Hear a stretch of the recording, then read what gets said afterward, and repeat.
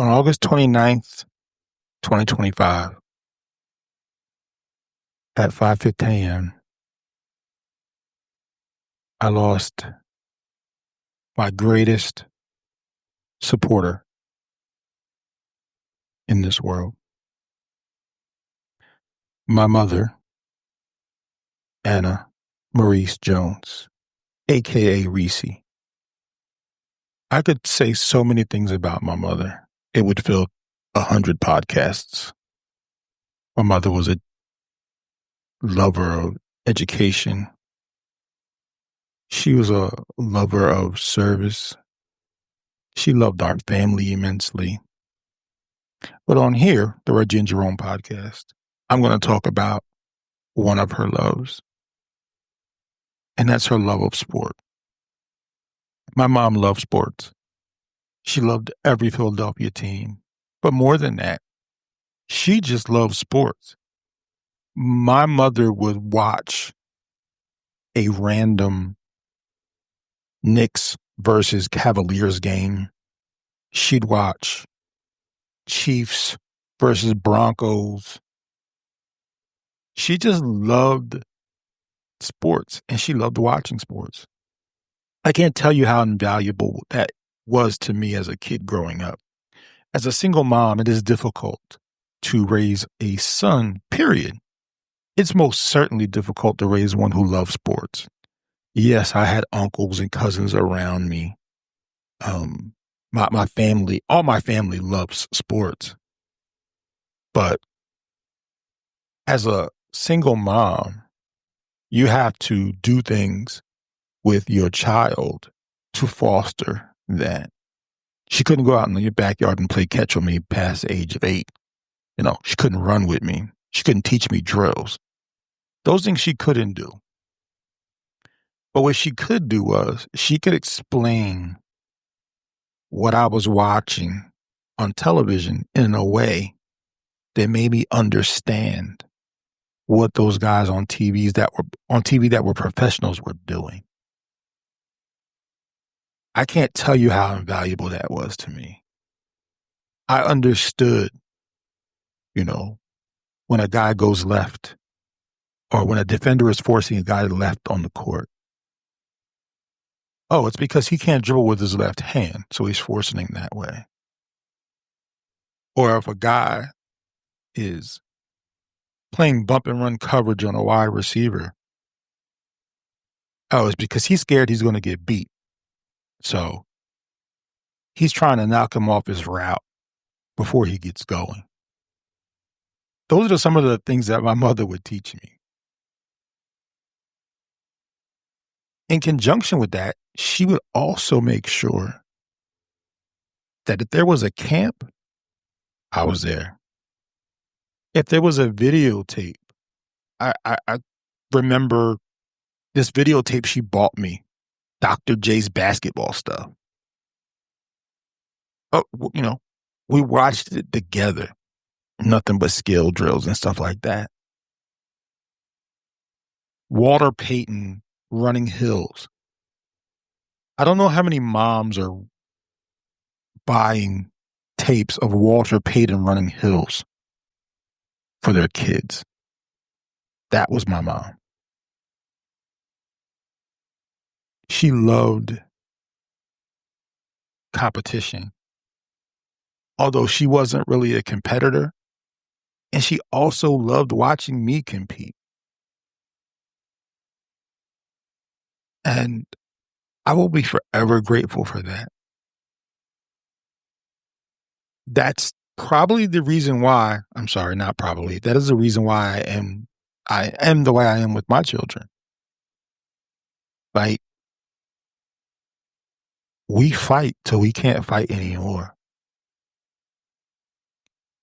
My mom would watch a game and she would tell me, oh, you see that guy right there? I can tell that he's out there for a paycheck. Like, he don't really want to do this. He's just good at it. Those guys never make it. They always fizzle out. She was always right. I loved the fact that I had her as a mom for several reasons, but I definitely loved it because of that. I was so happy that she got a chance to see the Birds win not one but 2 Super Bowls. I remember the night that they won the first one. My son makes fun of me all the time, and he says, man, I caught you crying, bro. You was crying. Yeah, I was. I was happy, but I was crying because your grandmother got a chance to see the Birds win a Super Bowl. She's been on this earth a lot longer than me.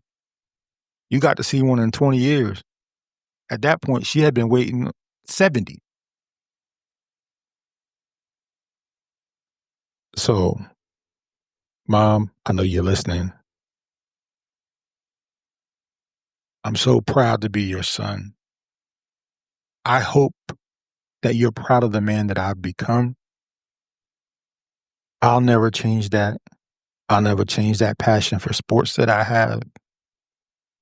And I'll never stop honoring your legacy through that. Every time I watch a game, every time I'm at a game, I'll always look into the sky and I'll acknowledge you because you'll be there with me. I know you're not going anywhere. The physical is gone, but your spirit will always be with me. Mommy, I love you. I want you to say it with me. Go Birds. This could be the real deal, boys. Let's do it.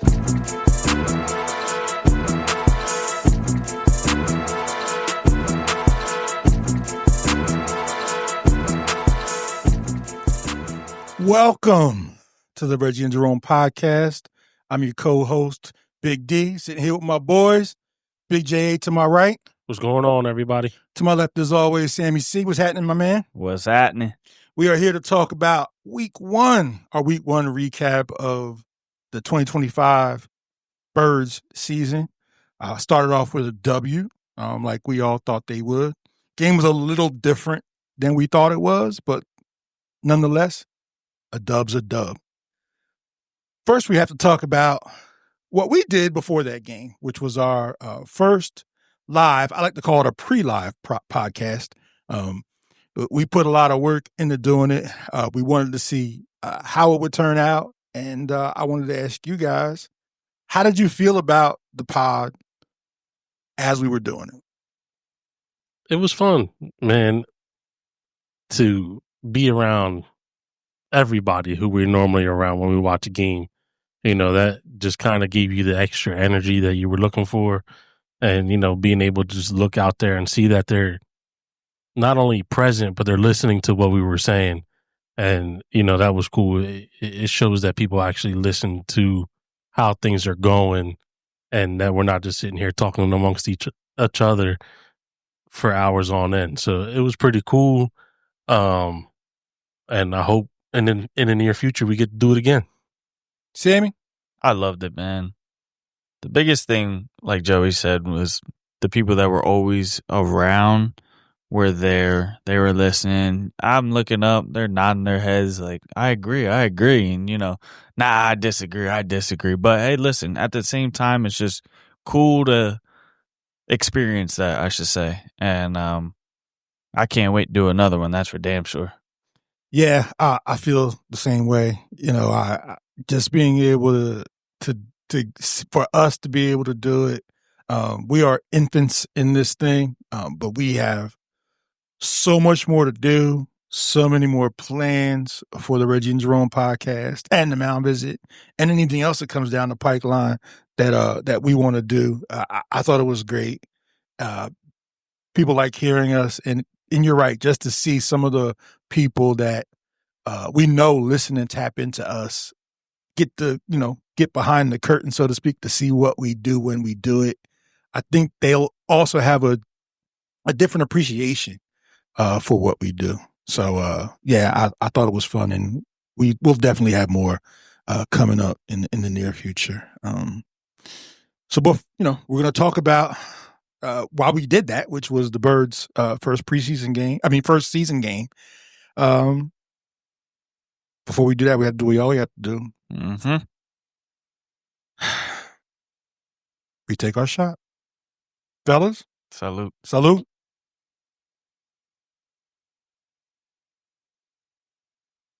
That was light work. That wasn't nothing crazy. We're doing this midweek. So, that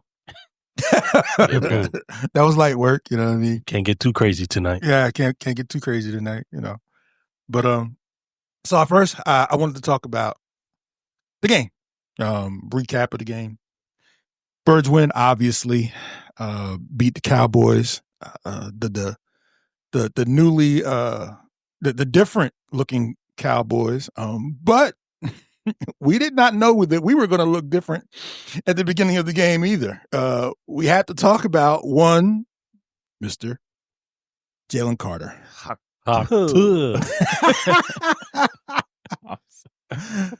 Guys, we were watching together, clearly. Oh, man. And we were all just, it was just so weird. We were all looking at each other like, what the hell just happened? Yep. We're all kind of stunned. So, Sammy, I'm going to throw it to you first. What were your thoughts when you saw what happened? Probably like all the rest of our thoughts. Like, I mean, we're all sitting right near each other watching this game. And right after kickoff, you see our fullback go down. He's holding his knee. And we get a little bit forward, and then Jalen Carter just spits on Dak Prescott, and we all look at each other like, what the hell just happened? There's a flag already? I mean, we just kicked the ball off. Never seen it. Never even seen it. And I'm like, did he? And then I was like, damn, he really did he did a fucking loogie for that dude. I watching football forever, guys. I've never seen anything like that, ever. Jay? I looked at Sam. I said, did he just fucking spit on him? And sure enough, he did. And I was like, you got to be fucking kidding me. Then you see that flag. Okay, unsportsmanlike. But 98 disqualified. Disqualified. That's what got me. I said, oh. The 98 disqualified thing is what got me. I was like, what? Like, he didn't throw, because usually when that happens, it's a thrown punch. Yeah, I heard you saying, oh shit, did he throw a punch? And then we're all sitting there waiting to see what happened, and no. Hit a referee, throw a punch. Yep. That's it. That's how you get thrown out of a game. That's throw out game 101. If that's you want to get thrown out, that's what you do. I didn't know, I didn't know I didn't know that was part of the plan either. But clearly, that'll get you thrown out of the game as well. Listen, man, I come from a place, if you spit at me, it's you best be prepared for my hands to be in your face. Absolutely. Jeez. But after the fact, some video surfaced that we seen Mr. Dakota Prescott had actually spit first. And granted, it may have not been directly on Jalen's chest, but nonetheless, video shows he spat towards Jalen. Jalen didn't take too kind of it. Looks like he had some words. And Jalen said, all right, I'm going to give you some of your own medicine. And as we always know in the NFL, it's always the second guy who gets caught. Always. Yeah, you're right about that. They did not come down lightly either with that fine, boy. 50-something thousand. They find that 57,000. They find for that. a little. They find. I mean, I guess we can look at it as he didn't get suspended because they counted that as his suspension, which is crazy. A suspension for that, which is crazy, especially after seeing what Dak did, what led to it. But then you got the internet. Oh, he didn't do it. He spit at his shoes. This, that. Listen, at the end of the day, whole video. He baited his ass, and you just got to be smarter. You got to be smarter than that. And I just sit here and I'm like, damn. Listen to me. I mean, we're gonna go on and on, but it changed the whole outlook of the game for me. Oh, yeah, completely. Without a doubt. They find that boy a 2017 Hellcat, $57,000, boy. Jeez. Yeah. If you're going to do that to one person on the Eagles and expect to get a reaction, he was the absolute person that you were going to get a reaction from. Absolutely. That's Jalen Carter. You know what I mean? That's just who he is. He has to, he does have some growing up to do. There is nothing outside of like you spitting in my face on the field that would make me elicit that. Yeah, you can say pretty much anything. The shit that they say to each other on the field is fucking insane sometimes. You got to have a little bit more composure than that, JC. Hopefully you learn from it. Pockets a little lighter. Dakota, you won round one. I got a feeling you're going to be seeing JC again. may not be that way, but you're going to see him again. So moving on, let's talk about the game itself. Birds win, obviously, 24-20, correct? Yes. Weird game. It was a little disjointed to me. And if you watched most games in week one, they kind of all are. Most teams don't play their starters in the preseason. So you're going to get a lot of disjointed football in week one. This game was no different. So I'll ask you guys, what did you see or what stood out to you when you were watching the game? Whether it was some of the rust, whether it was play calling, what stood out to you as you were watching the game, Sammy? I would say some of the play calling I was happy about, I want to say. And then sometimes I was like, okay, when are we getting these guys involved? I mean, Devontae Smith, he had 1 catch or 2 catches. A.J. Brown, 1 catch, 6 yards or 8 yards. But that wasn't until the fourth quarter. Jalen Hurts played great. Defense was okay, too. I was actually watching some of the highlights and stuff, and Jahad Campbell and Makuba, I think it was a hit or something that they did. It was just really cool to watch. 2 rookies coming together, making a play. It was just, I don't know, it was just weird. I mean, the whole game was weird, right? The whole game was weird. Yeah. I mean, we had Jalen Carter getting thrown out right there and then after the first play. Then we get through, 3 quarters, 2 and whatever. 2.5 quarters, and we have to take an hour and a half weather delay. It's like, damn. We all looked at each other. We were like, all right, it's time to go. I was fighting for my life back at home trying to watch that game. Nah, I stayed on the couch. I watched the whole thing, and then I did too, but I was in my bed. I know you was going to watch the game. It felt like Mike Tyson was sitting there punching me in the face. Nah, it was just really, really weird. And some of I don't know, man. I have different feelings about it. I'm going to talk about it. Is Adoree Jackson, he can't smell the field no more. Pisses me off. Starting Sunday, I'm sure. I don't think so. Yeah, Vic Fangio said he's starting. Oh, great. But, that's great. I will say, first game of the season, right? And it was a shit show to say the least in some aspects, but the Dallas Cowboys do have 2 respected receivers. If he goes out there Sunday with whatever Kansas City rolls out there, I mean, you got Rashee Rice who's suspended. You have Xavier Worthy who's out.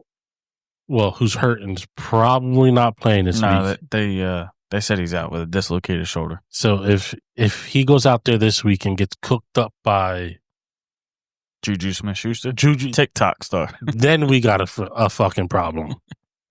I will give him a little bit of grace just because he was facing some elite wide receivers, and even though CD Lamb didn't want to stick around Quinyon Mitchell, but I'm not surprised there. He runs from every good cornerback in the game.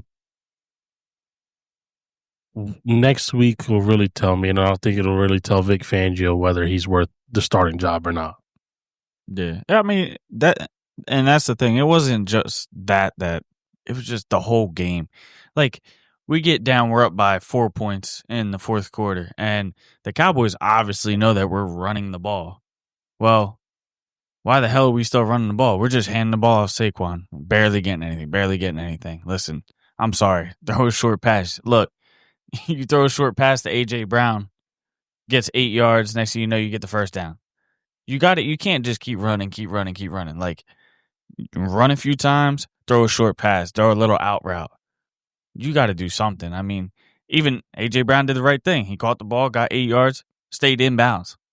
Like, it's just, but I think they're knocking the rust off. Hopefully. No, and it's tough because the one thing a ball in the air that can happen is it can be intercepted or it can be dropped, and the clock stops. Running the ball keeps the clock rolling, and I'm sure they were just trying to drown that time out so they can get out of there with a W. But I do agree. But weather also played a part in that. Obviously, it was still raining at the end of that game. But we'll see what happens, to kind of jump in how I felt about the game. A win is a win. I've always felt that way. Jalen Hurts definitely put the team on his back. There's no question. He didn't necessarily do it with his arm, but he did it with his legs. And to see him not put the ball in harm's way, I'll always be okay with. But he also was picking up what the defense was doing, what they were allowing him to have. And the moment he saw that opening, he was gone. And, sometimes that's what a game's going to look like. You're going to throw extra coverage A.J. Brown's way. There's no secret. He's one of the best wide receivers in the league. And sometimes he's not always going to be open. And neither will the other guys. So to have a quarterback that can quickly pick up, nothing's here, got to go, and pick you up some good yardage, you're always going to love that. Yeah, I couldn't agree more with what you guys are saying. What stood out to me as I watched the game, and I watched a little bit more of it after the fact, was the offense looked kind of vanilla to me. It almost looked like preseason 2.0. I didn't really see a whole lot of innovation in what they were doing. That doesn't mean that they don't have it. It just looked like that to me. It looked like plays to knock the rust off. Yeah, it did. It's either they were either plays to knock the rust off, or we don't want to show what we can really do, and we kind of like throw maybe not the kitchen sink, but maybe a small sink at the Chiefs next week. That's what it seemed like to me as I was watching the game. I feel that it's kind of, let's run these plays and see if we can get away with it and win. Yeah.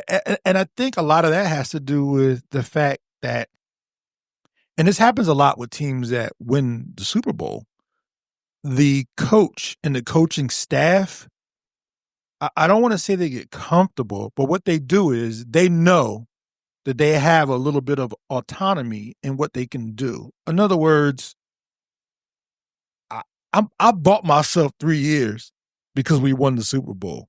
So we can afford to just fuck around a little bit.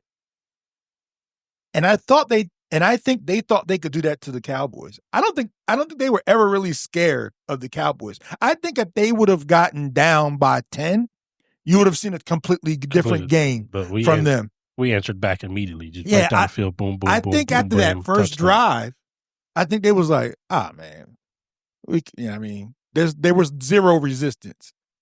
11's gone. We can pretty much do what we want to do against these guys. They weren't really scared of their corners. They weren't really scared of them at all. They didn't fear them. So I think they changed, because you asked me about the scripting. Mm-hmm. I told you inside of the 20s, everything is scripted. They moved the ball at will on 2 drives against them. And it seemed like they turned within 20 plays. Yeah. And it seemed like they turned the heat down a little bit after that. They got the win. They got the win and fairly healthy. So that's what kind of like stood out to me. I wanted to ask you guys, at first glance, you even mentioned a couple of the guys, and I'm going to talk about them. What did you like about what you saw from some of those guys? Man, I've been saying his name all damn off season. Hey, Jahan Dotson came in where he did what he did. I think at that live podcast too. I think you might have mentioned that. I said like an 80-yard bomb. It wasn't no 80-yard bomb. It was close though. It was close. It was what, 50? It was something like that. But hey, listen, Jalen Hurts dropped that motherfucker right into the 51, basket, 51 man. yards.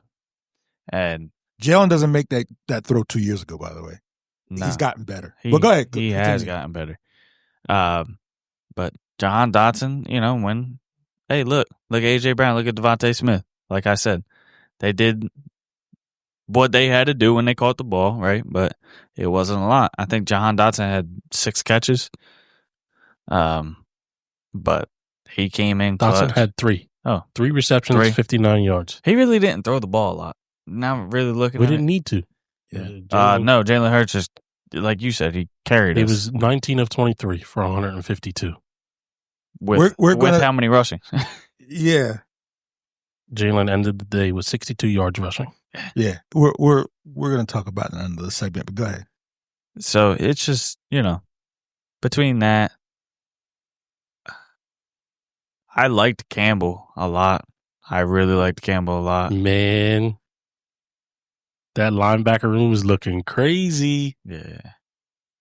Looking crazy. Yeah, so tell me more about what you... Yeah. All right, so since you brought it up, I'm going to tell you what stood out to me. Okay.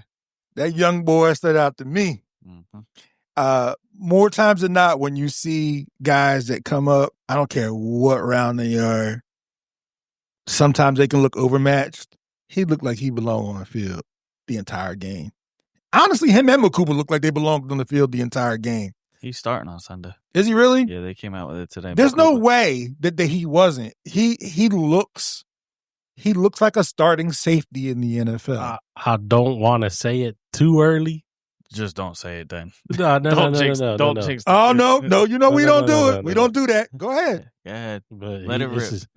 He's proven it time and time again. Howie does not fucking miss in the draft. He don't fucking miss.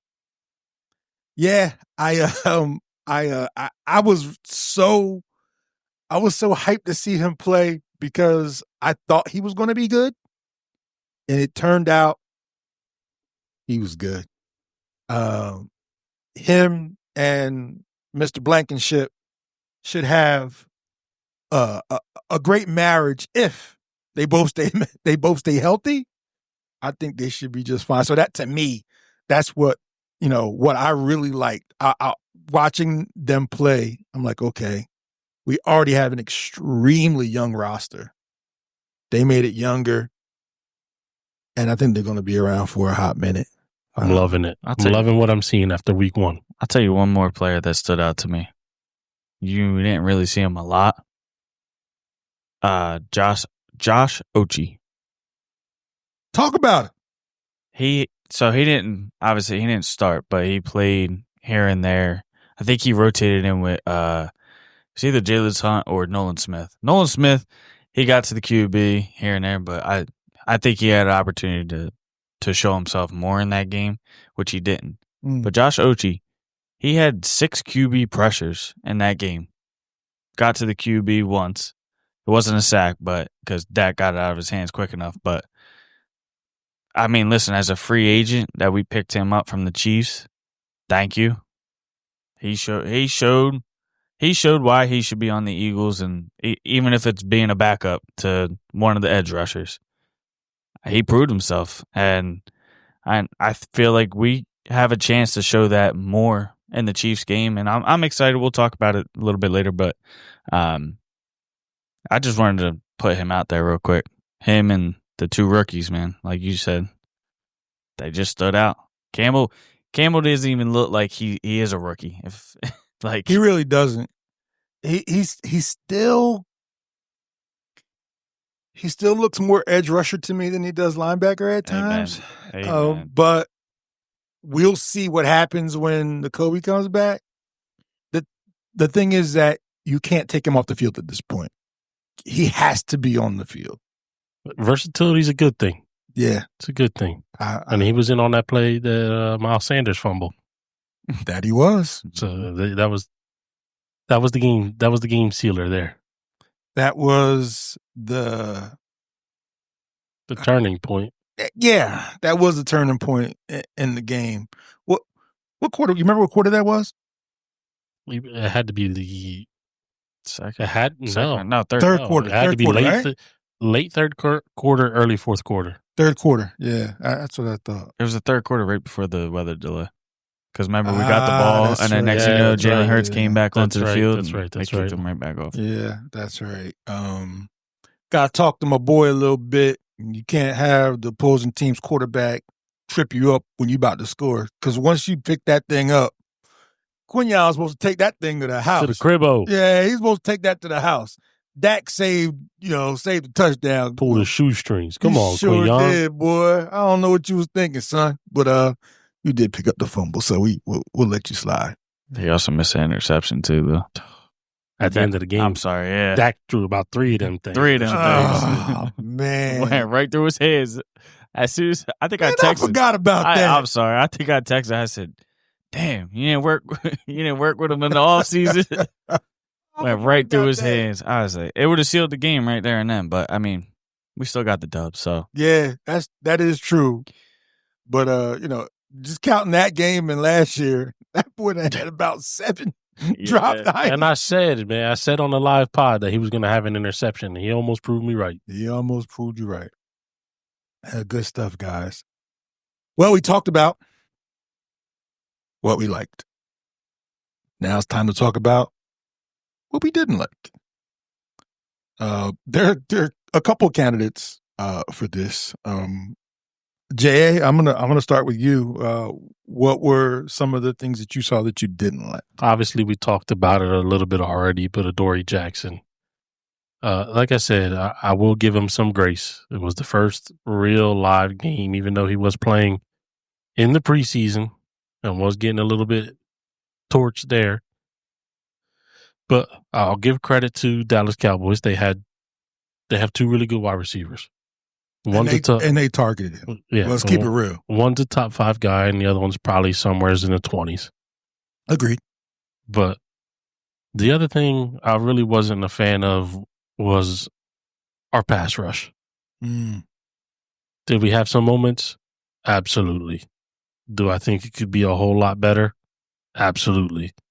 And I think Howie was on the same page going out and signing a guy the next day. Absolutely. He sounded like he might have been on the phone in the third quarter. Played with the Lions last year. Oh, Zadarius Smith. Yeah. I understand. I think he's 32, turning 33 maybe. Yeah, he's an older guy. But still productive. And to me, productivity is answers. So we'll see what he comes up with if he's playing this upcoming week or if he's playing in the near future. We'll see what happens. But how we did address that, so it makes me feel a little bit more comfortable, especially adding veteran presence in a group that's predominantly younger guys. I also didn't like the fact that it took us 3 quarters to get A.J. Brown involved. Okay. He's a superstar. That's no secret. I understand they're throwing more coverage his way. You said something about a vanilla offense. That could have been it. But to me, you have to scheme a guy like that open. And we'll see if that's in the fold. But good offense coordinators scheme their guys open, and it just didn't seem like that was happening for A.J. Brown. I agree. You don't see a lot of, and we're definitely going to talk about this more, but you don't see a lot of, hardly ever see him in motion. He lines up at the X. Sometimes he lines up at the Y. You never see him in the slot. It just seemed like, for whatever reason, you're right. Sometimes they roll coverage his way. Like I saw a couple of plays where Jalen looked at him, and quite honestly, he wasn't open. And it kind of like snowballed after that. There were a couple times when he had coverage over the top, but there were a couple times when he just wasn't open. I clearly remember a slant route with Jalen turned and looked at him, and he was covered. So unless his hamstring still was bothering him a little bit. It could be. We don't know. It could be. There were other times I'm sure he was. I didn't watch a lot of the All-22s, but you still have to find a way. If you're on the field, you still have to find a way to give him the ball. But again, we'll talk about that. Sammy, What are some of the things that you saw that you didn't like? Obviously, I know you didn't like Adoree Jackson. You kind of started the podcast with that, but go ahead. Yeah. All right. Well, I'm going to skip that, obviously, because we know that it's true. Yeah. Pretty much, honestly, what Joey said. Really, the edge rushing. Rushing in general, like, and I want to say the run stop. The run stop.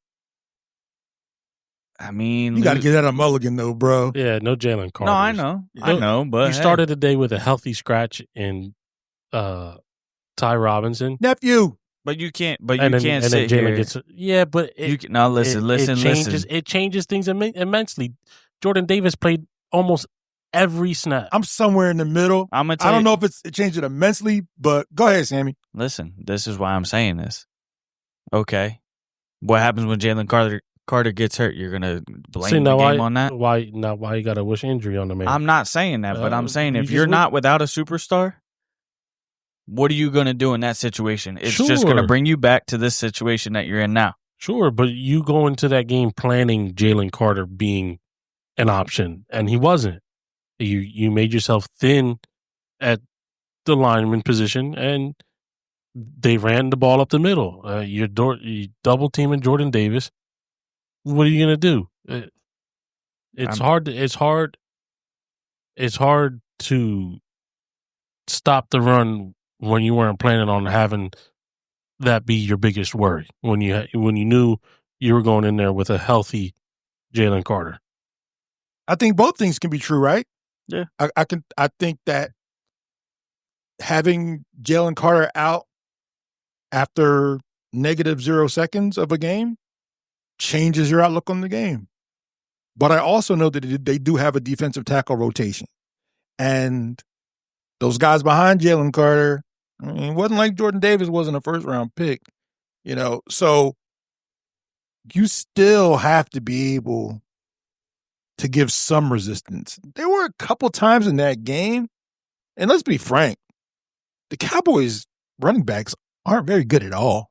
That's what I was getting to. I mean, Miles Sanders had 4 for 54.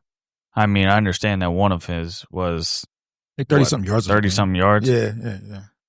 So, like you said, he's not.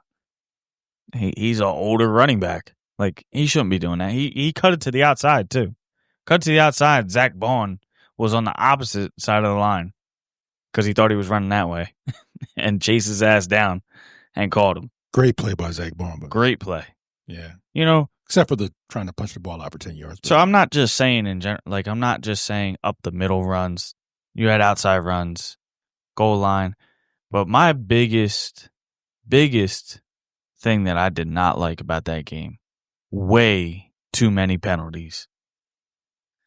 Way too many penalties. I mean, by the third quarter, I think we had, I don't know, it was something stupid. Like, and I specifically, when I sent out the outline, one of the reasons why I specifically sent the outline out was because I wanted to look at the box score to see how many penalties, and I forgot to do it my damn self. Well, go ahead. Yeah. I know it had to be close to 100 yards of penalties, right? It was, I think, like I said, in third quarter or something like that, it was 8 for 107 or something like that. Oh, my God. That's insane. I mean, we're talking about I think it was second and 22, 23, or third and, I don't know. And then you had the deep ball to, I think it was CeeDee Lamb or one of them, and the pass interference. Well, there's one of them. That was a huge chunk. They should have never, ever did that, but there were a couple that should have been picked up. That Reed Blankenship one in the end zone. Yeah, what are you supposed to do? I don't know what the fuck he's supposed to do. I don't know. But it was just. You're right, though. I couldn't agree more. There were way too many. Way too many. Yeah. But that's week one. Like 9 penalties for 110 yards. Okay.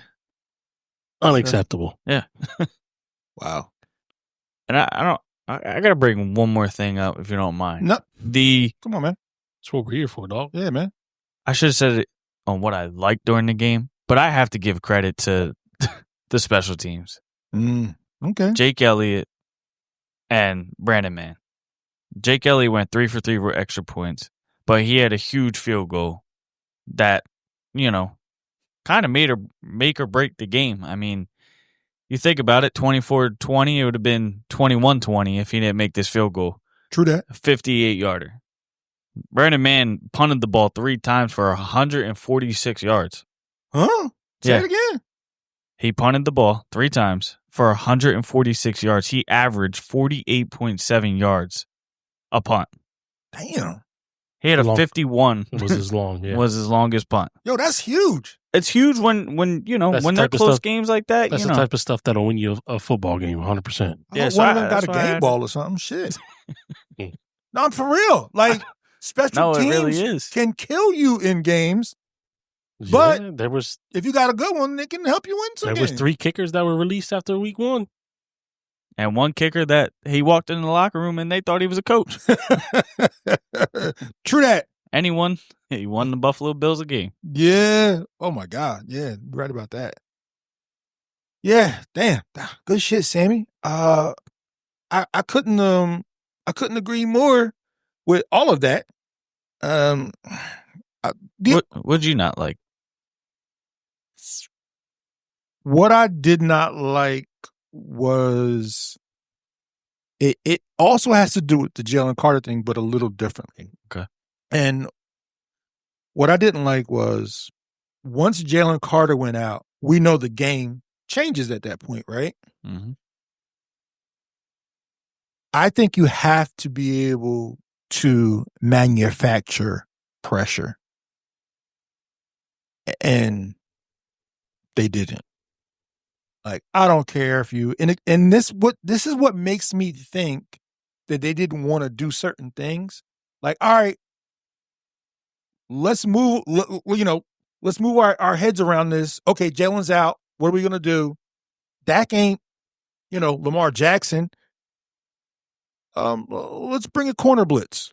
Let's bring a stunt with a blitz. Something. And I'm so not that guy. That just wants to blitz all the time. But at some point, you have to do something to manufacture some pressure. They just didn't have enough pressure for me.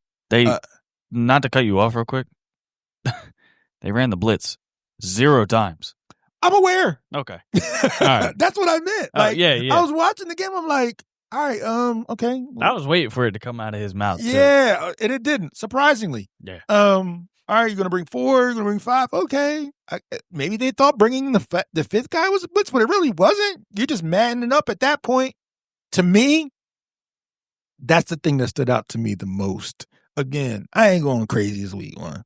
So a lot can change in week 1. We, last year had a great game against the Packers. And then the next couple of games had some guys out. The Saints game was literally Saquon won the Saints game by himself. Like, yeah, I mean, it's just the first couple of weeks. So I'm not going to go crazy about it. And I think we'll learn a lot more Sunday. But that's the one thing that stood out to me. Like, all right. And maybe this will all change when Jalen comes back. I don't know. But that's the one thing that stood out to me that I didn't like. I like you had some issues with not getting certain guys involved in the game, whether that be coverage or just not being open. I would have actually liked to have seen a lot more of Dallas Goedert, to be honest with you. 88. I don't think they really had an answer for him. And I know I brought it up a couple times, but this is what makes me think that they weren't scared of the Cowboys. If you remember the first drive, first couple of drives, they used them a lot. It was all 88. Dallas was 7 for 7 for 44 yards. Yeah. Like, they literally could not guard him. And then just stopped. And they just stopped. There was nothing else there. I was like, oh, is he hurt? Are they saving him? Could be. News from Elliott Parks today that Dallas Goedert is dealing with a knee sprain. Yeah. Maybe that's what it was. I did see it, but I don't know. But I just don't think anybody on the Cowboys could stop him. Shit. Or the backup at that point. Like, I just didn't see it. I don't think the Cowboys are a good team. I think we made them look a lot better than they actually are. So yeah, great point, my guys. I think we could put the Cowboys at rest for at least for another couple weeks until we beat them again. Yeah, I talked to a Cowboys fan today. How's he feeling? Happy. Really? Yeah, it was really weird. He was like, "Oh yeah, Dak Prescott's still Dak Prescott. He's great, and this is our year." I ain't gonna front. There were some plays that Dak made. Yeah, I agree. He threw some dimes in that game that his guys didn't really help him out a lot for. Butterfingers. But I will tell you this: only one of them was really a butterfinger. Yeah. The other ones should have caught. If they hit your hands, they all say if it hits your hands, I think you should catch them. No, I agree. You're right. Oh, okay. They should catch them, but the issue wasn't the butterfingers. The issue was the alligator arms. Mm. There were several scared to get hit. We call them hospital balls. He threw several hospital balls in that game. Oh, yeah. And those guys are probably used to those hospital balls in practice. And they were like, this ain't practice. Yeah. Different feeling when you got 53 coming across the field, boy. Man, let me tell you, the Reed Blankenship play, hospital ball. The one across the middle with CeeDee Lamb, he missed it. Blankenship was right there. He's going to blow you up if you catch that ball. Watch that play again. My man went just like this. He gave up the alligator arms. He ain't want to get hit. I think it's because they seen it in the first quarter? When Blankenship got called for that flag. Yeah. He laid somebody, Ferguson, Jake Ferguson. Yeah. In the end zone. Hey, listen, he came across the middle. But that's one that that's a hospital ball, I think. That hit, that's a hospital ball. Shit. Yeah. So, but as great as your buddy was feeling about Dak Prescott, right? Jalen was 19 for 23 with 152, right? Average 6.6 yards an attempt. Dak was 21 for 34 with only 188 yards and 5.5 yards per attempt. He threw the ball 34 times? 34 to that's not something to feel great about when you only complete 21 and only for a $188. And Jalen had... And there was only 3 drops in that, so... Jalen had 12 less attempts and came up 30 yards short. Wow. Well, what he was excited about was the... when we see the Eagles again, we'll be 7-1. Okay. Sure. We'll see. With a 60.1 QBR for Dak Prescott. He's saying and that Jalen's they beat the QBR Giants. was 94. Yeah. And the Packers, they face the Packers before they face us. So I told them good luck. Listen, the Giants, yeah, they had so many opportunities last week to come away with a victory, and they just get in their own fucking way. I'm not a Giants fan, and that shit pissed me the fuck off. Because you're watching the game, and you're like, oh, wait a minute. Let's see if they have a chance to pull this out and upset the Redskins, who are probably going to be on our tail a lot of the year. Yeah, and absolutely. You get gifted first and fucking goal. Let's try a trick play to the offensive lineman instead of running the fucking ball into the end zone when there's nobody in front of me. I don't know if he was in one of Sierra's videos. I don't know what Russell Wilson was doing. You know what it is? I'll tell you what it is. Russell Wilson is scared to get hit. I couldn't agree more. He did look a little shook.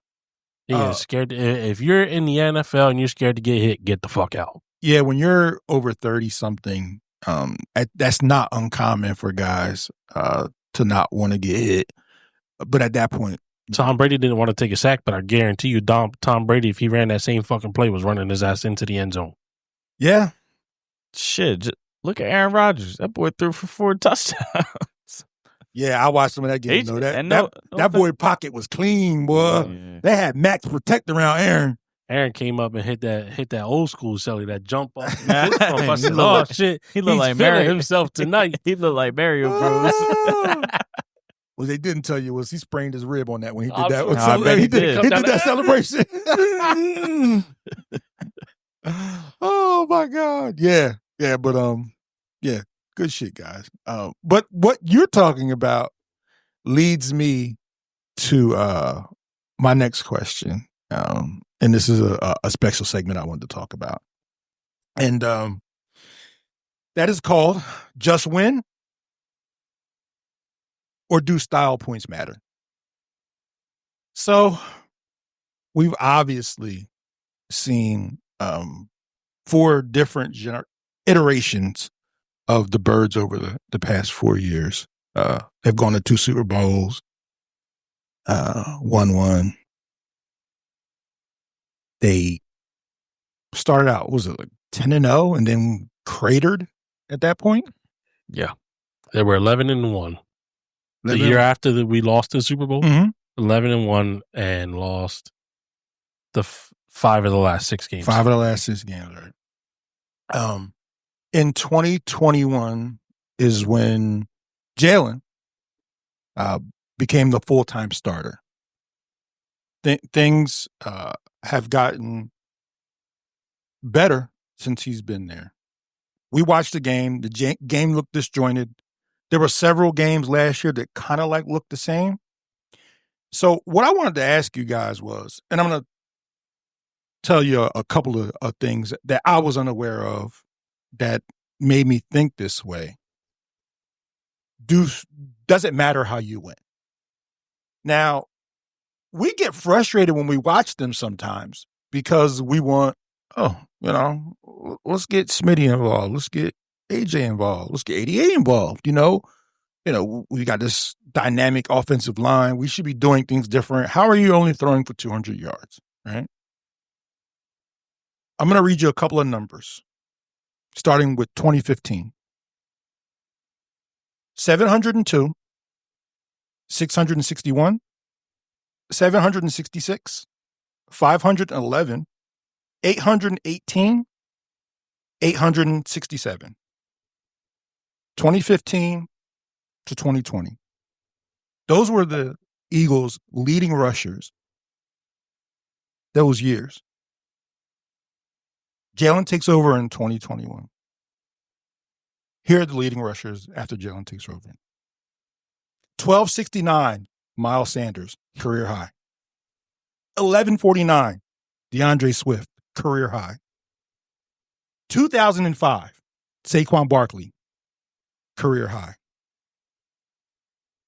The reason why I'm bringing this up, in the year, in the year of 2021, the leading rusher was Jalen Hurts. The reason why I'm bringing this up is maybe the problem isn't them, it's us. Maybe we expect, because we have these guys on the outside, that they should be doing something. But clearly the numbers show that this is a running football team. It's not a passing football team. Which I love, because we all know, well, there's been multiple reports in the past that the owner, Jeffrey Lurie, was a passing football guy. He wanted to see the ball in the air. And you saw that with Donovan McNabb. He had Brian Westbrook, but we threw the ball a lot. Carson Wentz threw the ball a lot. I don't mind it. I don't know if you have any more stats to read off. I got one more. But all right, go ahead and I'll get into how I feel about a win is a win or the style points matter. Every team since Jalen Hurts has taken over, and I'm not just talking about the Eagles, every team since Jalen Hurts has been the starting quarterback of the Eagles, who has had over 500 rushing attempts, has made the playoffs. Every single one. The league is a copycat league like we know. I think it's clear that the league is moving in that direction. They try to devalue the running backs, and then they didn't. The numbers for these wide receivers, money-wise, is through the roof. You ain't got to pay running backs that kind of money. But it's clear through the numbers that they win games. The only outlier is the Chiefs. They're the only outlier. Because when they won, they didn't rely on a running back. But it's proven that it's needed. Yes. I'll wait to get into that. No, you can start now. Okay. I'll talk about the Chiefs, but the Chiefs want to be explosive. That is their MO. They want to have explosive plays. The reason that is not happening is because they do not have the run game to set the tone. You need to have a dominant run game or a respectable run game at the very least to be able to open up your wide receivers. We had Saquon, DeAndre Swift, career years, Miles Sanders, career years. Jalen was able to get his wideouts the ball. It's just not happening for the Chiefs because the run game, they're rotating 3 guys in there. At that point, you don't have that one setback like, oh, I'm scared of this guy. He could break one off at any moment. It's more so, oh, Kareem Hunt's in the game. They're running the football. Pacheco, he can catch the ball a little bit, so can Kareem Hunt, but 2 down back, though. Yeah, it's a little predictable for them, and I think that's where their struggles are. Granted, they have probably one of the greatest quarterbacks we've seen play in recent history, and I'm sure he's going to find his way to get it done. I still think they're going to win that division, but they're going to struggle mightily. They're already injured. Guys are already suspended. We'll see what happens. Sammy C., I'll pose the question to you. I know you like physical football as well. I also know you like the passing game. What is the balance between does style points matter or just win? I mean, you said about all the rushing and everything like that. But kind of to piggyback off of what Joey says, the running game opens up the passing game. And since A.J. Brown has been with the Eagles, he's had 3 years. I mean, this is his 4th year. He's on 3 years. He's went for over 1,000 yards receiving. Smitty, he's been close. I don't think he's had 1,000 yards unless it was last year. But either way, at this point, we have the superstars. We have the ability to win the ball games. Do I think that they should be style? Nah, just go and win. That's what I want to see. I just want to see go and win. Whoever shows up, hey, look, Jahan Dotson. Oh, Dallas Goedert game. It doesn't matter. Jalen Hurts can have a crappy game, and next thing you know, you have Saquon going off. He showed us that last year. I think just a win is a win, and just go get the win. Keep bringing back, keep going to the playoffs and Super Bowls, honestly. I mean, I have a good feeling that we could go back to the Super Bowl again this year, but I say just go and get the win and just play as a team, and whoever produces that game, hey, I'm all for it. I really just don't think we need style points. I don't think we need Jalen Hurts to rush over 100 yards every single game or throw 4 touchdowns every game.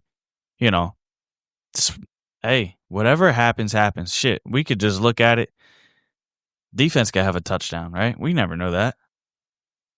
But when the opportunity is brought to you and you play the game, you play the physical game, shit's going to happen. And I think, like I said, just go and get the win. A win is a win is a win. That's how I look at it. I think the Eagles play complementary football. Bingo. And that's the best balance to have. Runner's gonna eat. Wide receivers are gonna eat. Is it always gonna be at the same time? No. And I'm okay with that. I'm gonna bring up some stats here that Jalen Hurts would get crucified for. Uh-oh. Crucified. That Mr. Joe Burrow over there in Cincinnati. Joe Cool. That I haven't been able to tune into Good Morning Football and all those other ESPN and blase. You don't need that. We here. Mm-hmm. Joe Burrow finished the game week 1 where they pulled out a 1-point victory against the Cleveland Browns. He was 14 for 23 with 113 yards averaged 4.9 yards at attempt and had 1 touchdown with a 51.4 QBR. If that was Jalen Hurts, no matter the outcome of the game, he would have been on every national platform, and they would have had pitchforks out, a fire, and a crowd behind him saying he didn't belong in the fucking NFL. So let me ask you a question. Are you looking at the box score from that game? Yeah. I watched the game. So that's just the stats in front of me. I watched some of that game. No. I want you to look at the box score in that game because this is kind of making my point. Look at Joe Flacco's stats in that game. 31 for 45, 290, 6.4 yards an attempt, 1 touchdown, 2 interceptions. Quarterback rating of 32.7. And who won the game? The Bengals by a point. And they should have lost. But the 290 sounds great, right? Sure. Yeah. Yeah, it sounds and even looks great. But he got the L. Both quarterbacks, and I watched the game too. Both quarterbacks played terrible, by the way. Oh, they absolutely terrible. Both of them played terrible. So keep that box score open. What did the number 1 rated wide receiver Jamar Chase by NFL players, what did he have in that game? 2 receptions, 26 yards, with the longest reception of 20 yards. So the highest paid wide receiver in the league. Mm-hmm. Yep. Interesting, right? But nobody's complaining. But why? Because they got the win. Cincinnati's first win in week 1 in who knows how many fucking years. Yeah. Because a win's a win. Because a win's a win. But But be real about it. Like, why is it okay for Joe Burrow to do that, who hasn't won a goddamn thing in his fucking career? Mm-hmm. But it's not okay for Jalen Hurts to put out a game like that and still win. Ever been to Cincinnati? I have not. There's no need for you to go. That is the reason why. But I agree with you. Everybody, Sports Center, all that, they love Joe Burrow. Jalen Hurts doesn't belong in the top 10 quarterbacks. I'm sorry. How many times has Joe Burrow made the playoffs? How many Super Bowls has Joe Burrow won? How many times did Jalen make the playoffs? Every year he's been a starter. Yeah. Been to 2 Super Bowls. Outplayed the greatest quarterback this generation has seen both times. Both times, yeah. Granted, he only won one of them, but that wasn't his fault. Not at all. I rest my case. A win is a win is a win. I don't give a fuck how it comes. I don't give a fuck if I'm going to have a heart attack in the 4th quarter with a minute left. The moment we pull out a W, I feel great. You're right. That's just it. I mean, there was not only just the Browns and Cincinnati game. You can look at Tampa Bay and Atlanta. Michael Penix threw for almost 300 yards. He had 298. Damn. 298. Who won the game? Tampa Bay did. Baker Mayfield only threw for 167. Hello. It doesn't matter about the stats, man. It's just a win's a win. And just take it. I hope our guys are level-headed enough to feel the same way. Granted, I get it. They look at wide receivers as a diva position. I hope our guys are better than that, and they recognize it's a team sport. And like Nick Sirianni said last year, you cannot be great without the greatness of others. Well said, Nick. Well said, J.A. Guys, I had to bring it up. It was something I was thinking about all week. And cases were made, points were made, and I think we're all on the same page. Like you said, J.A., a win is a win is a win. Great job, my guys. We are going to take a short break, and we'll be right back. I'd like to take a minute and interrupt the Reggie and Jerome podcast and welcome our new podcast, The Mound Visit, your unofficial trip to the mound for all things Philadelphia Phillies. We're stepping off the rubber, kicking some dirt, and breaking down everything from Broad Street bombs to Citizens Bank drama. Whether you've been riding with the Phils since the vet or just hopped on the Red October train, grab your glove, grab your rally towel, and settle in. This is the Mound Visit, where every episode brings the heat. And we're back. We recapped week 1. We are now moving on to week 2, where we get a Super Bowl rematch with the Kansas City Chiefs. But first, Sammy C wants to give some news about this upcoming game, what happened last week, and a few transactions that the Birds did. Sammy? Yeah, so the Eagles Monday, I think it was afternoon, later at night, signed edge rusher veteran Zadarius Smith. I think that adds another veteran, obviously, but another good spot in what we need help in, and that's the edge rushing. He's shown it. It doesn't matter. I mean, I think he just turned 32, 33, something like that yesterday. But he's had 5+ sacks every single year since he's been in the league. And then yesterday, we traded for Tank Bigsby, the running back from Jacksonville. I actually heard a crazy stat. We traded for him, gave up a 5th and a 6th for next year, and we still have 10 picks. Jesus criminy. That's insane. Yeah, so Will Shipley's dealing with a little rib injury. He didn't practice today going forward to the Chiefs game. But they really liked Tank, and he fell in the depth charts in Jacksonville after ETN just went crazy. He had like 150-something yards rushing. Had that boy on my fantasy lineup on the damn bench. Should have put that boy in that running back parlay. But go ahead.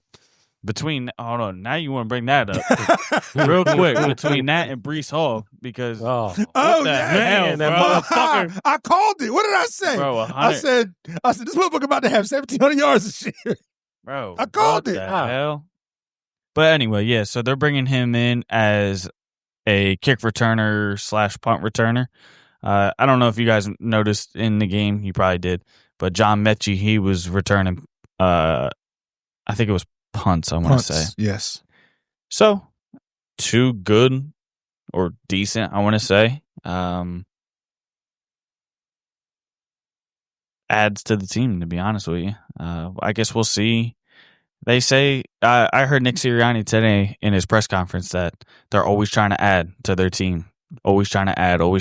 So, we'll see. I don't think Howie's done yet. But, who knows? But, we'll see both of them, I'm assuming, against the Chiefs at some point, maybe. Yeah, I think teams with Super Bowl aspirations would be a sense of malpractice if they don't try to add to an already good team. We all saw what happened in 2017. Team was already good, and they went out and got Jay Ajayi and made the team even better. I think you have to do that. I would be shocked if they're done. I was actually in Philly making a delivery when that happened. The Jay Ajayi thing? The Jay Ajayi trade, and guy walking down the street, I yelled to him, "Yo, we just traded for Jay Ajayi." He snapped his head, "Yo, what?" And it was definitely a buzz in the air back then, and that was great pickup. I mean, yeah. So I helped us win the Super Bowl. Yeah. I want to say, I don't remember. It might have been mid-season when they got Ndamukong Suh. I think it was mid-season. Yeah. Definitely helped us, even though we didn't win the bowl, definitely helped us get there. He was, that was 2022. He played in that Super Bowl. Yeah, but I thought he won a bowl with us. No, played 1 year with us. Huh. Yeah. It's all right. Even the great Sammy C sometimes makes a mistake. But it's okay. We'll get our fact-checking stat on that. Staff, can you please look up whether Ndamukong Suh won a Super Bowl with the Eagles? We're going to pause for 5 seconds. No, he did not. He didn't. He did not. Okay. Should have won, but yeah. Wasn't there somebody else that we added with him? Linval Joseph. Yeah, that's right. Yes. Great pull. Great pull, Jay. Shit. This is why I keep you guys around. I talk coverages. I don't talk personnel. They were like close, like back-to-back days. Or it was something. Yeah, within the same week. Yeah, within the same week, they brought both of them over. And if I'm not mistaken, he ended up starting. I know Ndamukong Suh started. I mean, they just got him 10 years too late because if you would have had him, if you would have had him and Fletcher, oh my God, bad for those offensive linemen. Jeez. But yeah, like I said, great teams always look to get better, and the Birds are no different.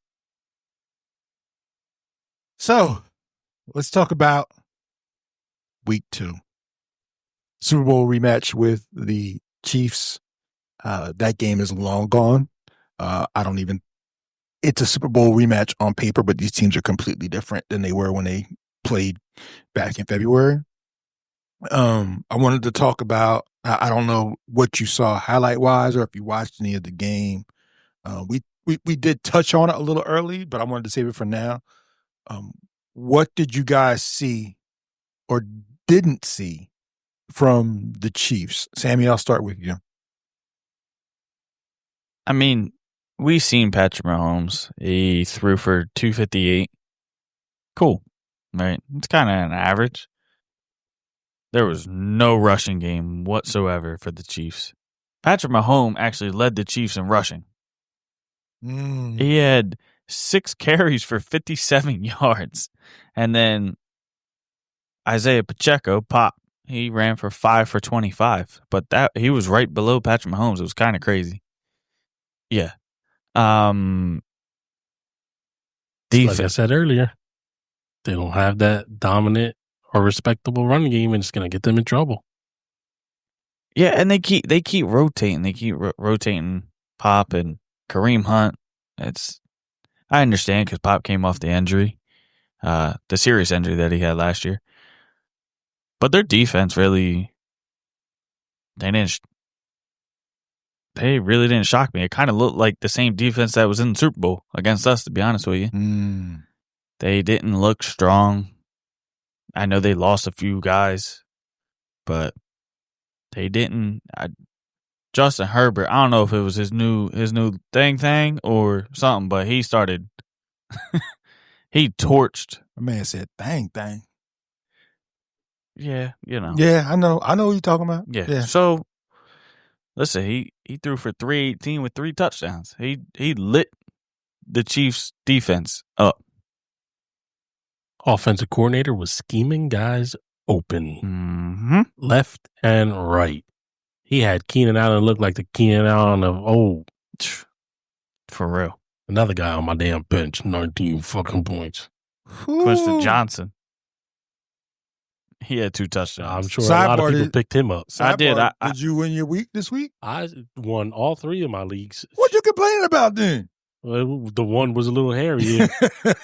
If I would have had Keenan Allen in the lineup, it just happened that the other guy had A.J. Brown who only had a point. So, and I won that matchup by 3 points. Stop. So I had Justin Herbert on my bench. I had A.J. Brown starting. I had Xavier Worthy in my starting lineup. Well, I'm in 5 leagues. Third play of the game. I'm in 5 leagues, so I went 4-1. The one that I lost I don't even think it's a money league. I mean, I think it is. It's like $30, but ain't nothing serious. And all this will be covered on the Reggie and Jerome Fantasy Football Podcast that is coming out at some point. But yeah, the Chiefs, they didn't scare me. They really didn't look good. And now they lost one of their wide receivers. And I don't know if it was the Chargers offensive coordinator or it was the Chiefs defense. Or Or was it the Chargers? yeah, Right. I don't know. I was this close, and I should have pulled the trigger, but I bitched out. I was this close, although I do have. This might be covered on the Reggie and Jerome gambling podcast. I did make a little side bet for them to win the AFC West. I had a feeling that they were going to be more competitive than a lot of people thought. It's only a matter of time, I think. Yes, that's exactly. I think the same thing. At some point, they have to break through. Unlike a guy who I think is an overrated coach, who's Sean Payton in that same division, I think Jim Harbaugh is a good coach. And Sometimes all it takes is the right people in place. yeah, I think. And Justin Herbert being who we know Justin Herbert could be. I mean, he's an elite And they quarterback. got a good defense too. Yeah. Yeah, you know. Man, they had Khalil Mack flying all around that damn field. He was making plays still. Boy, let me At tell you. what, 36, I want to say? I don't know. He's up there. I know that. Let me tell you, man, up that middle with Derwin James and Henley. Scary place. And I'm telling you, boy, I remember playing Madden like 2 years ago. And this might be covered on the Reggie and Jerome video game podcast, but I remember playing Madden like 2 years ago. And boy, I watch a ton of football. That boy Derwin James, boy, A couple years ago, he done suplex Travis Kelce. Oh my God. I was like, yeah, I don't want no parts of this dude. I was running plays away from him the entire time. And now Travis Kelce running into his own teammates, dislocating their shoulder. Killing me. Yeah. Back to the Chiefs. But yeah, I don't know if it was a combination of just the Chargers being better or the Chiefs not being as good. I think it's a combination of both. But if I had to lean one way, especially with injuries and things of that nature, they clearly aren't the same team. And again, week one. Week one. Yes. You know, this is overreaction week one. I try not to do that. I try to always be like, okay, well, it's just week one. I must have said that 10 times on this podcast already. But some things you can kind of see. Yeah, absolutely. You can tell the Giants are terrible, even though it's week one, right? Yeah. No question. You can tell the Cowboys have no running backs, even though it's week one, right? Yep. So there's certain things you can see. With teams that have a pedigree, we might want to hold off and just see. And clearly the Chiefs have a pedigree. And we played that division, obviously, this year. Yes. And I don't know. That Eagles-Chargers game is going to be... And we have to go to... It's the only quarterback Jalen Hurts hasn't beaten in considered to be an elite quarterback. Yeah, only one. I mean, you're right, bro. Like, we play them. We play the Raiders. Oh, we yeah. play the Broncos. We run a gauntlet this year. Yeah. Oh, yeah. We touched on that We already. covered that basis. Yep. Yeah, this We run a gauntlet. this is nothing. This is nothing new. It's still fucked up that we don't have back-to-back home games. Well, whatever, NFL. It's But yeah, no one likes us, and we don't care. scared money don't make no money. We play who lines up against us. That's all we can do, right? Yeah. And like I said, the Chiefs just did not look strong to me. Yeah. That being said, when we look at the matchup with the Birds, we covered what we saw from the Chiefs. If you had to scheme away just from what we saw from the Birds in week one and what we saw from the Chiefs in week one, what's the formula for the Eagles winning that game? Sammy, I'll start with you. What's the formula for the Eagles winning that game? Defense. I want to say defense. I understand that the Chiefs don't have two wide receivers, but they have two other wide receivers. Hollywood Brown, he went for, it was close to 100 yards. It was 99 yards. Mm-hmm. Juju, you still got Travis Kelce. I understand it's maybe his last year. Don't know. Engaged now and shit, but you're still gonna, the tight ends always kill us coming across the middle or just different schemes that offensive run against us. And I think if we could stop that, they don't have a run game, right? We already talked about that. They don't know who they want, and I think it's okay to say they don't have a run game. They don't. Yeah, okay, so they don't have a run I game. think it's okay, right? Yeah. So we get pressure to Patrick Mahomes. You've seen the Chargers getting pressure to him, and he was launching the ball. Like, I'm talking off the back foot, throwing 10-yard over the receiver that he's throwing a bomb to. It just, if we can get pressure to him, the defense is going to make plays. And I think the Chiefs don't have good corners. And I think this is the game that they lean on A.J. Brown, maybe. They lean on Devontae Smith. Get them guys going. Or get the run game going, and like we said, it opens the pass game up. So you're saying, to put on a bow on it, you're saying be stout in the back with Pauls. Be stout in defense and maybe open up the game a little bit more to the wideouts. Show some more plays that, we took it. I feel like we already covered it, but we took it easy on the Cowboys, I want to say. We've seen a few plays. Oh, shit, that's a cool play. It worked. Maybe we come out and do what we got to do and just get the win. A win's a win. Open it up a little bit. Mm-hmm. Gotcha. J.A.? I'm right with Sammy. Defense is what's going to win you this game.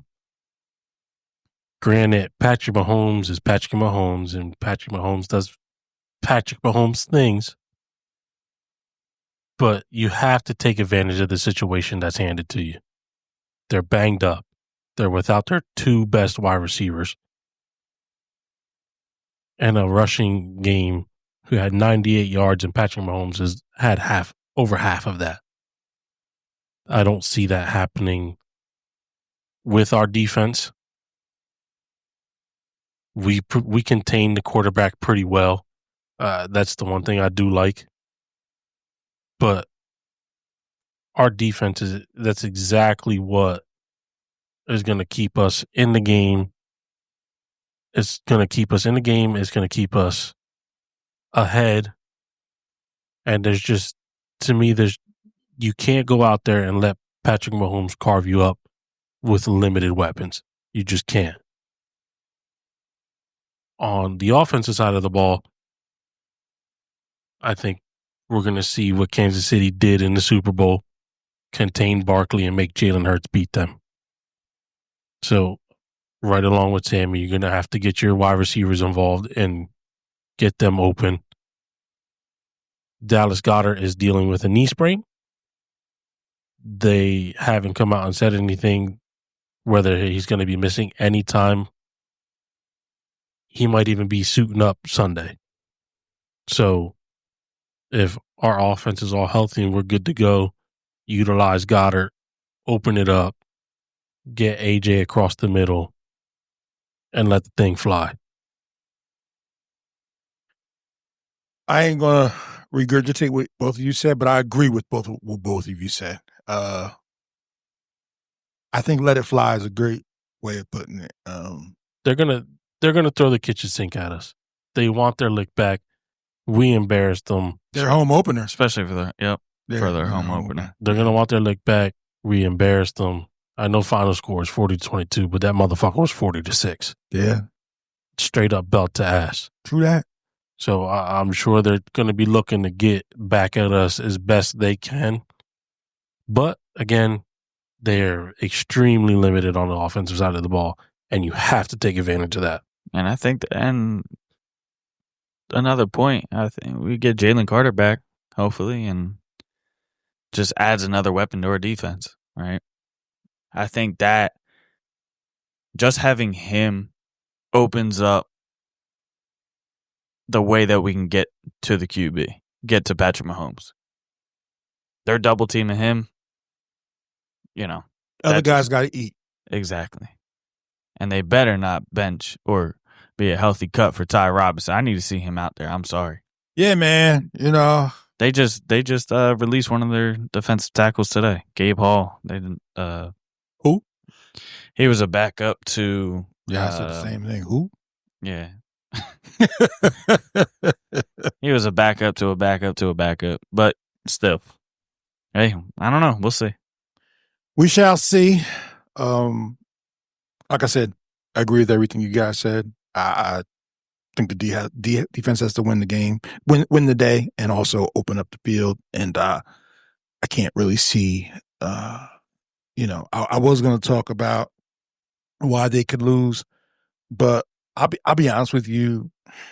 The only way I can see them losing is if the Chiefs do something out of the ordinary scheme wise.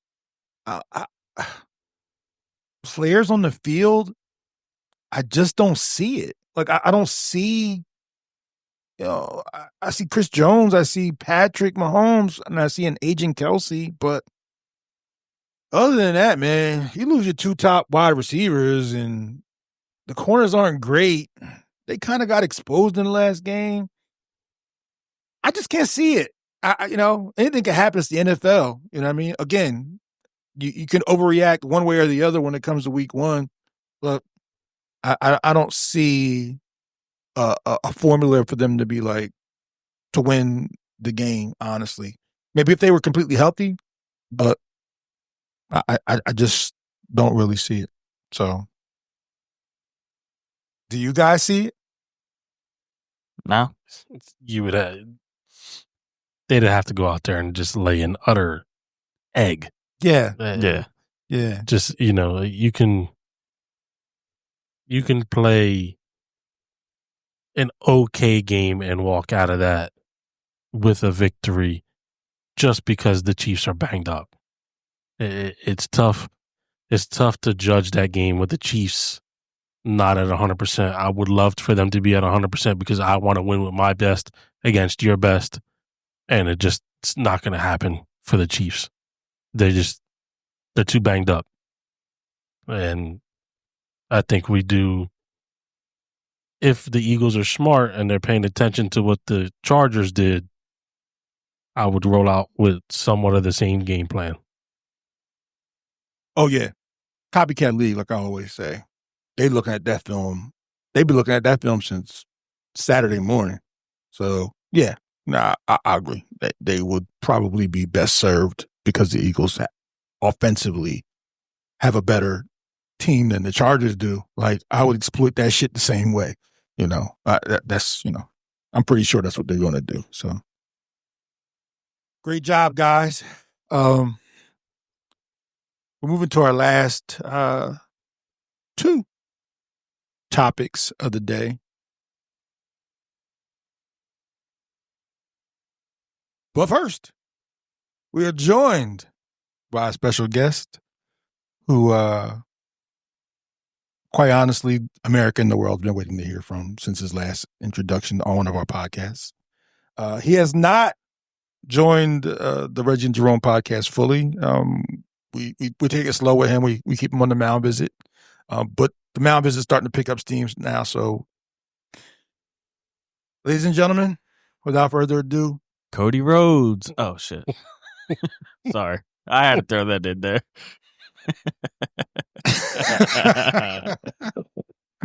Not Cody Rhodes, although really, we're gonna tell a quick Cody Rhodes story. Okay. I told him this too, that Cody Rhodes said, first of all, he said he's an Eagles fan. Yeah. He said his favorite place to wrestle and to watch games is Philly. Hey, Love it. shout out to you, Cody. Shout out to you, Cody. But who we got, But man? back to it. Back to it. Not Cody Rhodes. Big Nell, what's going on, my man? What's up, fellas? Thank you for having me on again. Of course, man. Thank you. I want to thank you formally for having us over to do the live podcast. We had a ton of fun. You're not getting rid of us anytime soon. We will be back in a couple weeks, whether you know it or not. We had decided to come back if the Phillies have a game that is suitable to our schedules and not one of those 2:00 or 3:00 playoff games like they normally have. We're gonna put you on the hot seat. Just take off work. I can do that, but not everybody can do that. Sure they can. And we like to do the next live pod for the first Phillies playoff game, if that's okay with you. Absolutely. That being said, we're going to talk about our breakout players for this upcoming week against the Chiefs. We're going to go around the horn. We're not going to start you off first, put you in the hot seat. We're going to go around the horn. J.A., do you have a breakout player or somebody you think is going to have a big game for the Birds in week number 2? The man who had a pick 6 in the Super Bowl. Whoa, my man wants to return? Cooper DeJean. Huh, I like it. I think he's going to be in charge of Travis Kelce for a good portion of the game. I'm sure they're going to try and give him different looks so he can get away from Travis Kelce. But that guy's so athletic. I see him just dominating the middle of the field in the nickel position. And I see him coming away with yet his first pick of the 2025 season. Wow. Bold and good prediction, by the way. I can give you an offensive player too. Oh, we're getting a twofer. Yeah. I was going to do a 2 for 2, but. Oh, okay. Yeah. Go ahead. AJ Brown. Oh. There's no way in the world. Way to jump out on a limb, Jay. There's no way in the world AJ Brown has one catch and you think he's not getting the ball the following week. First play of the game. Probably. I expect to see 7 yards. I expect to see 125 yards from AJ and a touchdown. Wow. Oh. Bold prediction. Y'all heard it here first. Mm-hmm. Bold prediction. So we're gonna pivot. Sammy C. JA has a tendency, a matter of fact, you both do, have a tendency of stealing each other's thunder. I don't know if that happened on this one, but let's start with your defensive player. You said you have 2, or is it just a defensive and offensive player? I got a defense and an offense player. Go ahead. Shoot your shit. Defensive player, I think it's going to be Jalen Carter. Damn it. I just think, after what he did, he apologized to all the fans and, his family and everybody like that when they asked him post game. And shit, I think he puts up 2 sacks, but I really think that he opens up the rest of the defensive line, meaning the edge rushers. Like I said, he's going to get double teamed. We already talked about that. But I just think that he's going to come out and he's going to be Jalen Carter. He is hands down, and I don't care what anybody says, he is one of the best, if not the best, defensive tackle in the league that the league has right now. Not mad at that.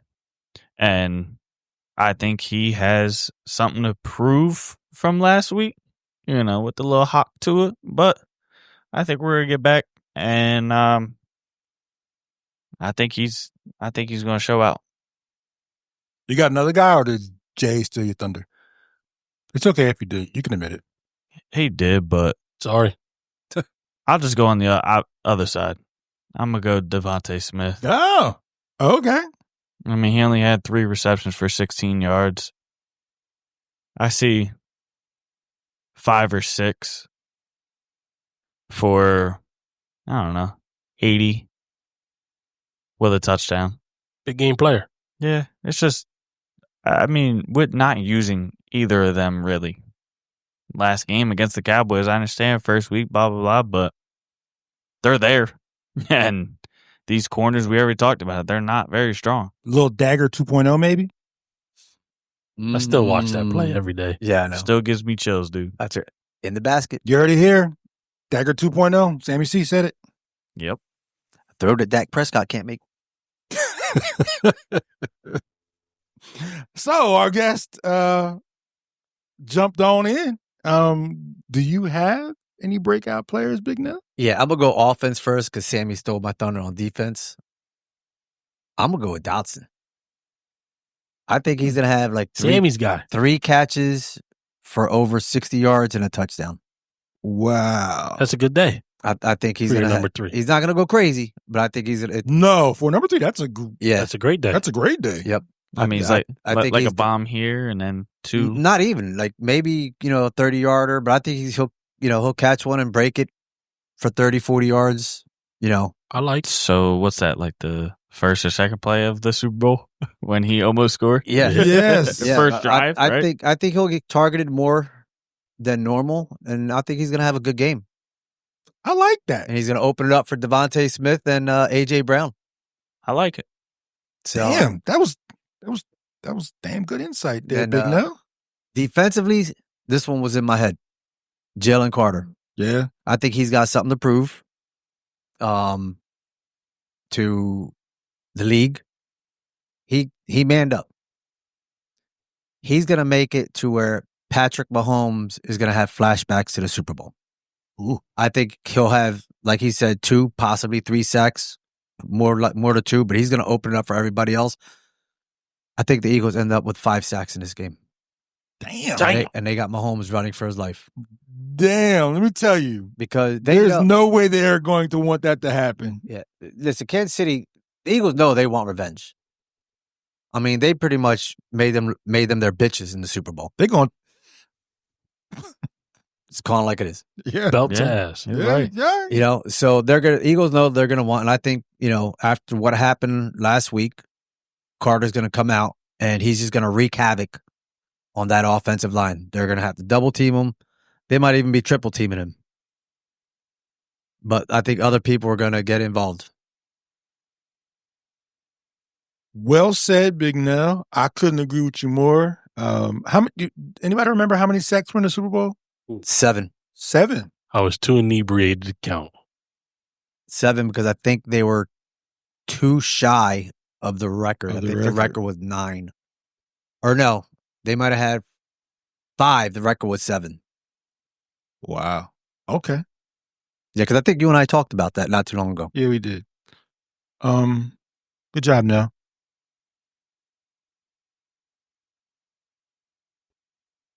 My breakout player for the game is going to be Saquon Barkley. I was thinking about leaning that way too. I think he also has flashbacks of the Super Bowl. That's something to prove. Yeah. He's a prideful guy. He's a team guy, but he's a prideful guy. And I think that, that video of him during the Super Bowl when he was talking about the Chiefs and, hey, these guys are pretty good, X, Y, and Z. I don't know if he really wants to have the lasting impression of him when he plays the Chiefs. Yeah. Best year of his career, and he wasn't a major factor in the Super Bowl. I agree with you. Yeah, I think they try to get him involved somewhat early and often. And if I had to put a stat line on it, I don't even know because they're going to want to try to stop him. But I think he gets a couple tutties, maybe 85 yards, 90, couple tutties. I think I'm with it. I like it. I think that's the stat line for him in that day, in that game. So he's going to be my breakout player. I don't really have a defensive guy, although I'm kind of leaning a little bit towards maybe a certain rookie safety coming up with a pick, possibly, If I had to pick one, that would be my lean. There's a high chance after watching that game with Patrick Mahomes last week. There's a high chance just because of all the overthrown. Patty will give you one. You just got to catch it. Yeah. He's definitely. I'm sure he's definitely going to try and press the issue. Yeah. So Patty will give you one. You just got to catch it. Yeah. Can I say something real quick? You can say this whatever man, you what want. we're here for. Because this man is just he's elite, man, and his press conferences are fucking elite. Okay. And that's Jalen Hurts. Oh, okay. Oh, They asked him today about what he thinks about this Super Bowl rematch this Sunday. I can't wait to hear Oh, this. here we go. All he says is, it's just another opportunity. They're a new team. We're a new team. Simple. Sounds like something I said 10 minutes ago. Exactly. He ain't worried. He's not worried about what everybody's saying and this and that. He keeps it truthful. They're a new team. We're a new team. But he's going to come out and beat your ass. I mean, if we being 100, he's played them 3 times, and he's had 3 of his best games against them every time he played them. Yeah. So yeah, He's beat him twice.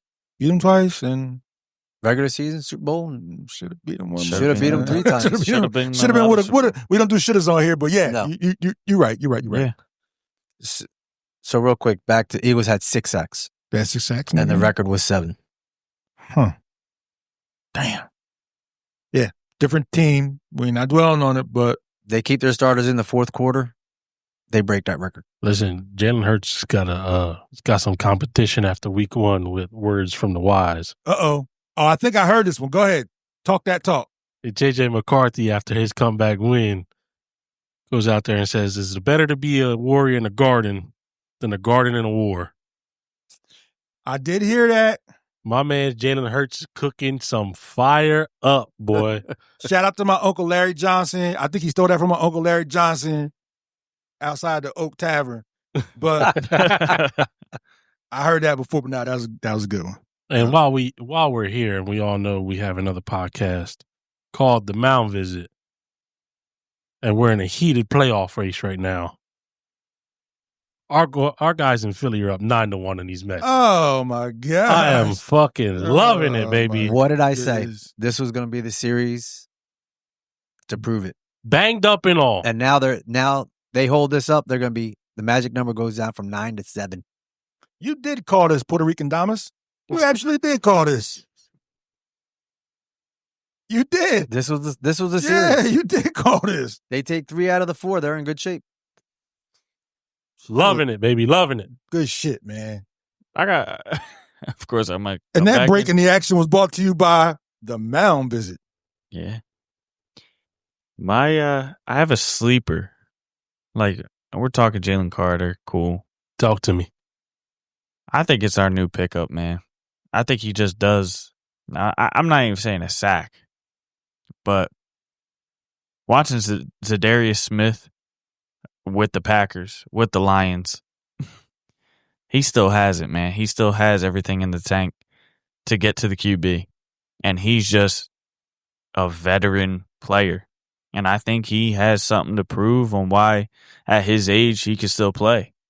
And I think that's my sleeper. I'm not saying I like he's gonna it. have a sack but I think he's gonna put pressure on to Patrick Mahomes if he gets the opportunity to play. I mean, yeah, I don't even know if he knows any of the defensive scheme, but hey, Get after the quarterback, right? That's it. Happy belated birthday to him, by the way. He just turned 33 on the 8th.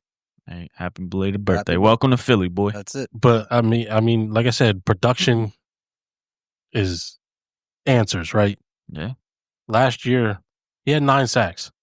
That's nothing to sleep on. At So- 32. Yeah. A veteran presence, and looks like he's still got something left in the tank. So I'll take 7. I'm all for it. Hopefully he gets out there this 3 on weekend. Patrick. Nah, space them Jones out, bro. Hopefully he gets out there this weekend and shows, to the rest of the league, this is why you should have picked me up. Hell yeah. Listen, sometimes when these guys run into this issue where they're let go and nobody's picking them up and they finally get picked up, they got something to prove. Look at Von Miller. Happened to him. You're right. Sometimes it You know, does. Sometimes it goes the other way, too. It lit a fire. It lit a fire, and he had a really good season. Shit, look at the dude that we were just talking about earlier, Ndamukong Suh. Yeah. Ndamukong Suh. Oh, by the way, they both played on the 2022 Super Bowl team. Who? Ndamukong Suh and Linval Joseph. Yeah. Yeah. We I thought- just said that they didn't win a Super Bowl. I thought that they won the Super Bowl, but Yeah. they didn't. It's all good. Great job, guys. We're going to wrap up the pod like we wrapped up the last one with our predictions. What do we think the game score is going to be? Win or loss? I have a feeling we all know we're going to lean on that part. But Big Nell, you're going to go first.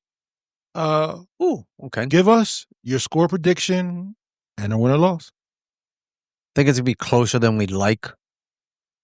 I think the Eagles are going to win something like around 27-21, 24-17. We need one score prediction. Okay, 27-21. 27-21? Yeah.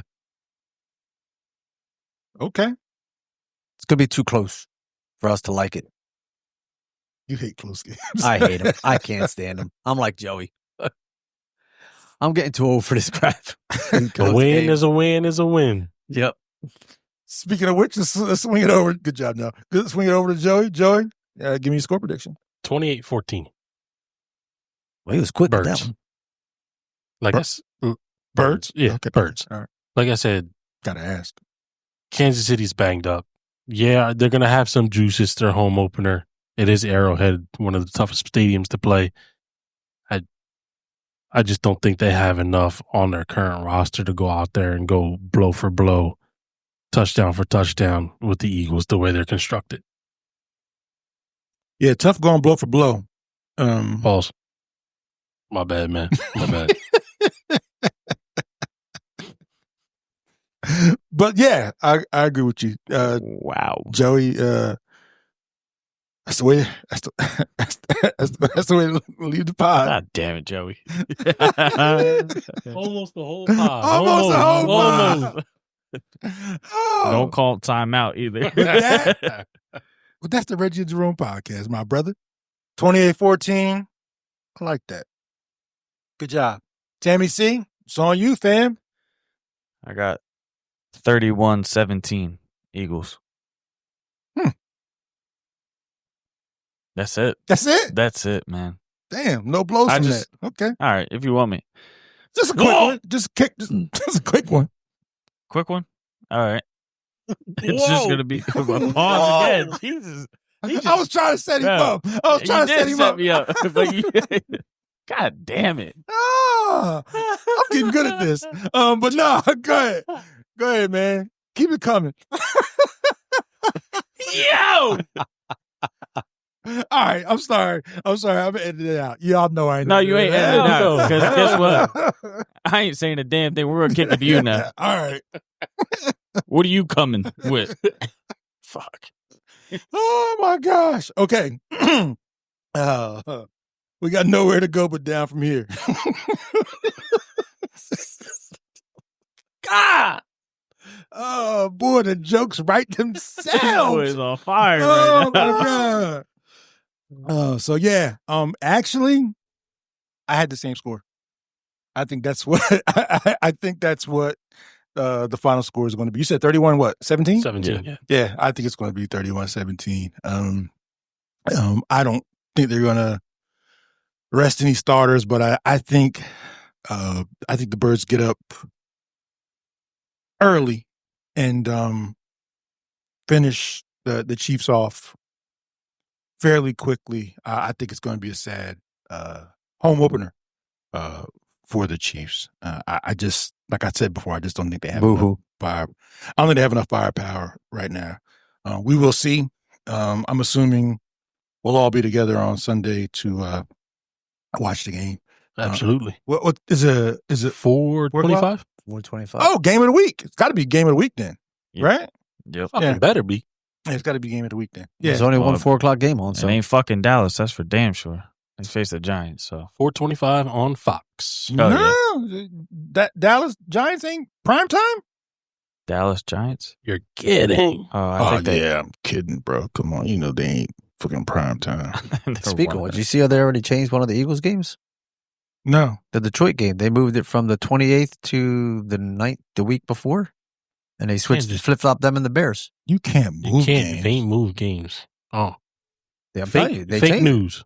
No, the original schedule was they were playing on Friday the 28th after Thanksgiving. Because remember I talked to you about it. I was going to the game. Yeah, they About still you playing. going? No, I looked at the schedule. The schedule changed, and I called my buddy who had the tickets. He said, "Yeah, they changed the dates. Where'd you get this schedule from? Temu? What I mean, Look it up." can we get our staff on this? I'm not buying this. What week were they supposed to play? They're Friday, supposed to play November 28th. There's the Eagles and Bears. November 28th. Yes. Originally, it was the Lions. You sure? I'm positive. No shot. Ain't no way, man. They can't move games around. It don't matter. 31-17. That's what I got. I tell you, motherfuckers for a loop. Nah, because They can't. they were supposed to face the Bears on Black Friday. Isn't I that know. Black Friday? Yeah. Yeah. So yeah, it's still the same game. So same game, right? I don't know. Just go what back. game in the was you podcast. going to? The Detroit game. And originally, when I looked at it, because I texted my buddy, it was on Friday the 28th. Because remember, I talked to you about it? About you going? Yeah, And man. then I texted him and I asked Maybe you saw it wrong. It's impossible for them to move around games. They can't move around games. Like there's too much riding on it, television wise and everything. They just can't move around games. But it's okay. You know, sometimes whose jersey is that? Graham. Oh, I thought that was your age. Sometimes, as a man of a certain No, age, add another 2. oh, Add another 2 to that. you know, but it's all good. Anyway, Sunday we'll be together. We'll watch the game on Sunday. Unless somebody's fucking camping again. Not I. Oh, okay. I didn't know. Maybe you did it. We camping again. Yo, don't I know. schedule my trips around the games. That you do for the most part. And Because if not, you wouldn't have had that damn podcast on opening night. this is true.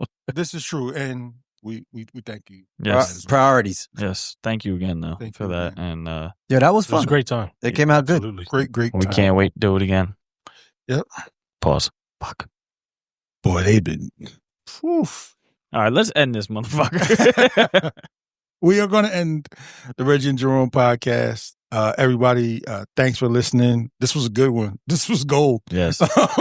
Thank you for all the support that y'all. Yes, have given everyone. us. Thank you for all the support. I want to shout out to everyone that listens to us, everyone that helps us along the way. This is a lot of fun, as you can tell, about us acting like fucking idiots for the pet 15 minutes. But yeah, thanks, guys. We're going to leave you like we always leave you. We'll go around the corner and say it as we always say it. Go Birds! Birds.